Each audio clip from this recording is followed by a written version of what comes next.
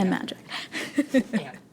So I am Dr. Aileen Robinson, and I'm the assistant professor in theater and performance studies. And I think of myself as a scholar and historian of theater and technology. A lot of what I look at is how technology makes meaning on stage. What does it mean for a light to go on? Not only light up the stage, light up an actor, but also have inner workings behind the stage. And a lot of what I'm interested in is illusions and illusion making, and how illusions are crafted through different technologies over time. So my undergrad experience, I did my degree at Harvard, and I was a literature and Russian major. And I got really interested in theater through Russian theater. I was very interested in Stanislavski and performance traditions that were kind of international in scope. But then as I was doing kind of extracurricular theater, because there was no department at the time, a lot of my interests kind of turned towards technology, because for a long time I was a prop designer, and that was what I did behind the scenes. So in my senior year, I decided to do a senior thesis, which was part of the program at the time, and I was introduced to the archive, and I found these objects from the 1800s about theater and about theater practice, and I became really interested in that kind of trajectory. Like, what does it mean to look at a document from the 1800s that's talking about what theater practice was then? And so that led me to thinking about scholarship in a different kind of way. So I applied for a PhD at Northwestern, and I went there to pursue this question through archives and also through performance.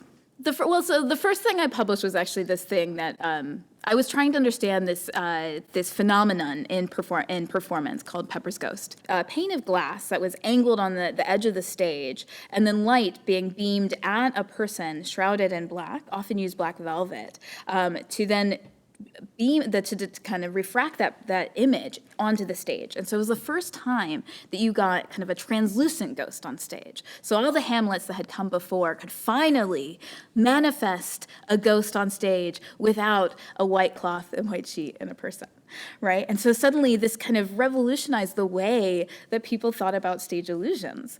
And also it was performed in a scientific gallery, one of the first of its kind, for an accessible audience. So suddenly you have somebody using a theatrical event to explain a scientific phenomenon, and it's that relationship between science and performance and theater and also magic that I find super fascinating. One of the things that I started working on, and it'd been in my mind as I'd been working on this project on theater and technology in the 18th and 19th century, I really became very interested in thinking more about the relationship between blackness and magic, and this juxtaposition that we have, that we talk about with black magic. And it's a term that we see kind of a lot of places, right? And it can signify many different things, but there's actually a legacy and a history to blackness and magic together.